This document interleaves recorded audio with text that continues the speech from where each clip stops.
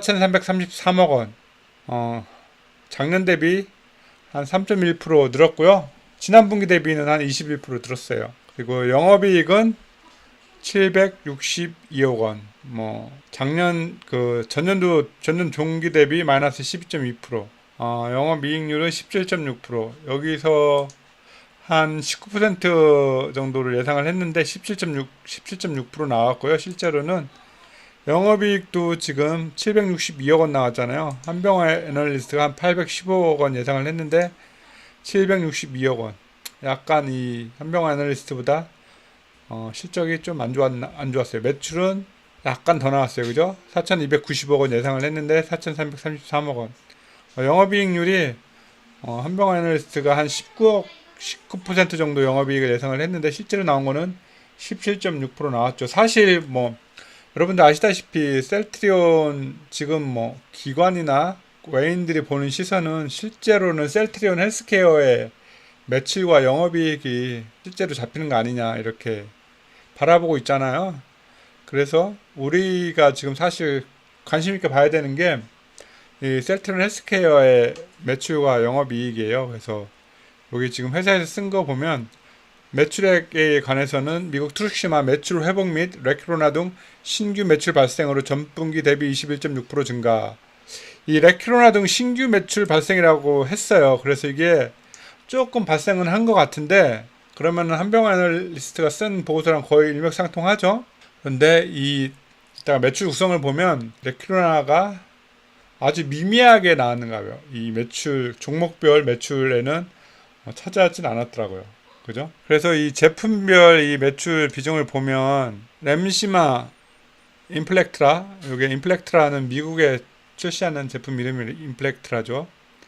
요게 32%, 그다음에 트룩시마가 38%, 허즈마가 11%, 램시마 SC가 4%, 기타가 15%예요. 이 기타에 지금 이렇게 나와 있어요. 기타 매출에 포함된다고. 유플라이마, 레키로나, 진단키트, 용역 매출. 그죠? 여기에 레키로나가 포함이 됐어요. 그래서 이 15% 안에 얼마 정도가 포함됐는지는 아직까지는 단독 제품 매출 비중으로 안 나타났기 때문에 4천억에 15%면 한 600억이잖아요. 600억 중에 일부가 되겠죠. 그래서 저는 한 50억 내외이지 않을까 싶어요. 그죠? 초도 물량이 나갔을 테니까. 아직까지 2분기까지는 레크로나가 의미 있는 수출은 아니었지만 그래도 수출 품목으로 지금 잡히기 시작을 했다라는데 조금 방점을 두었으면 좋겠고요. 이 지역별로 보면 유럽이 27%, 북미가 보세요. 북미가 47%, 그다음에 기타가 26%. 이 북미가 단가가 좋잖아요. 그죠? 이 단가가 좋기 때문에 이 북미양 쪽에 87%로 늘은 거는 조금 되게 좋은 시그널인 것 같습니다. 그래서 2분기 경영 실적을 보면 자산은 조금 줄었어요. 24억 원 정도 줄었고 부채는 많이 줄었어요. 그래서 부채 비율이 7.7%가 내려갔습니다. 85% 정도로 나타나고 있어요. 아주 견실하죠. 현금 흐름은 2020년 말 대비 약간 한 400억 정도? 360억 정도 줄었네요. 그죠?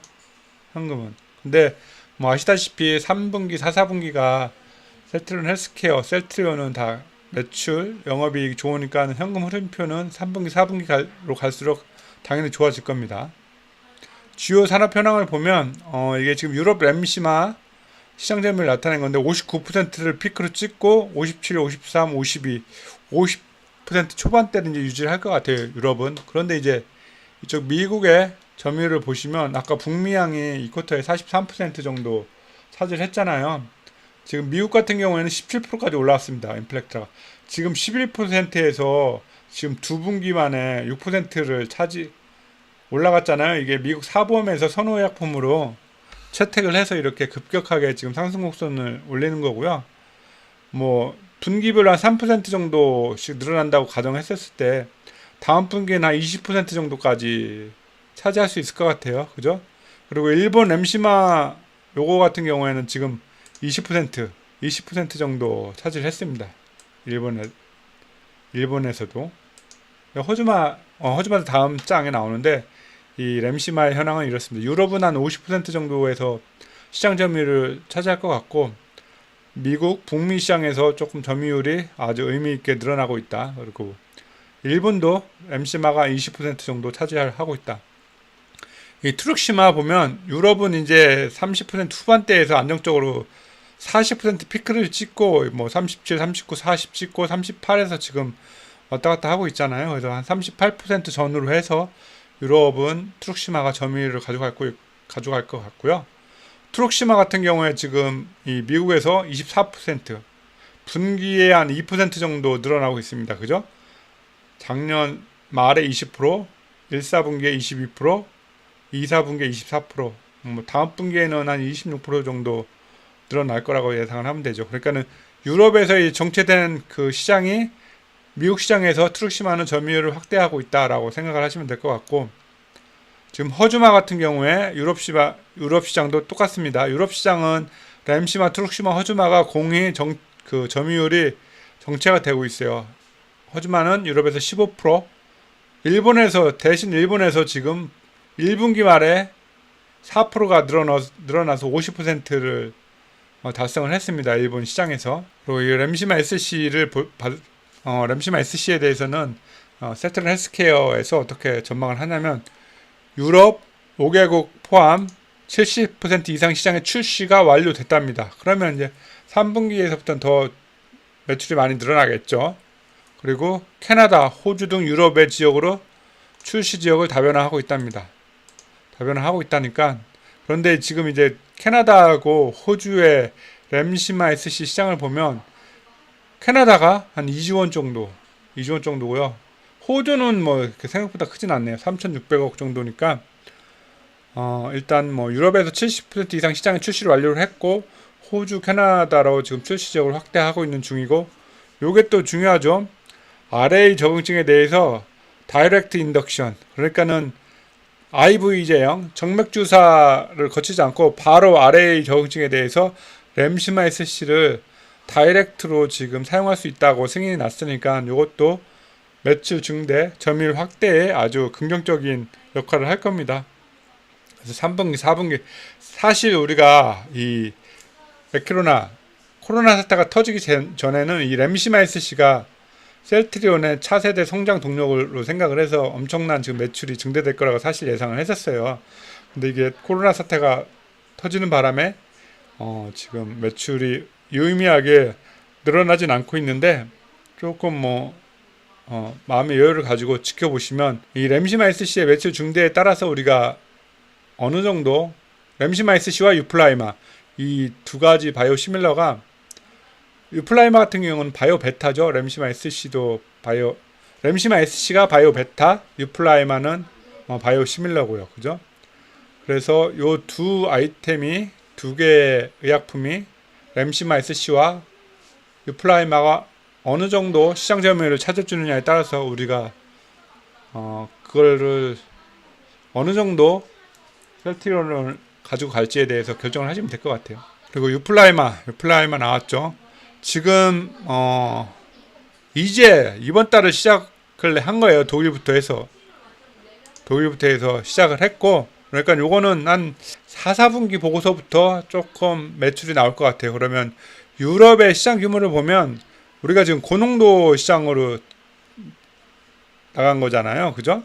예, 유플라이마가 한 48%, 4.5조 원에 48% 정도면은 한 5조 정도, 2조 정도 보는 거죠. 4.5조 원에 한 50% 보면, 그죠? 약 2조 원의 시장 규모를 하고 있고, 점차적으로 거기서 시장을 한 20% 정도 이상은 찾아와야 되지 않겠습니까? 20%에서 25% 정도? 그러면은 25% 2조 원 시장에 25%면은 한 5천억 정도, 그죠? 유플라이마가 5천억 정도의 매출 유럽에서 어느 시기 동안 달성하느냐, 이것도 우리가 좀 추후에 바라볼 수 있는 관전 포인트인 것 같아요. 그리고 유플라이마의 특징이 여기서 보면 로우 볼륨, 저용량으로 투여할 수 있다는 거죠. 시트라테 프리, 요거는 이제 구산염을 제거해서 통증을 없게 만든 약이라는 거거든요. 그래서 뭐 고농도의 통증 없는 약이고, 그리고 약 그 오리지널 대비 약값이 뭐 어느 정도로 책정했는지 제가 정확하게 지금 알진 못하지만 뭐 15에서 20% 정도는 싸게 공급할 것 같아요, 오리지널보다. 그죠? 그래서 이것도 시장을 잠식하는 데는 아주 뭐 램시마를 봤었을 때는 저는 50%까지도 잡을 수 있을 것 같은데, 근데 뭐 50%까지 잡으려면은 한 2, 3년 걸리니까 한 25%로 잡아서 그게 1년에서 1년 반 정도의 한 25% 시장 점유율을 차지하면 저는 만족할 것 같습니다. 이 사업 현황을 보면 2021년 6월부터 당사 현지 법인을 통해 셀트리온이 양수한 타케다 프라이머리 케어 APAC 사업부의 케미컬 의약품 직접 판매를 개시했다. 그죠? 그러면 요거에 대한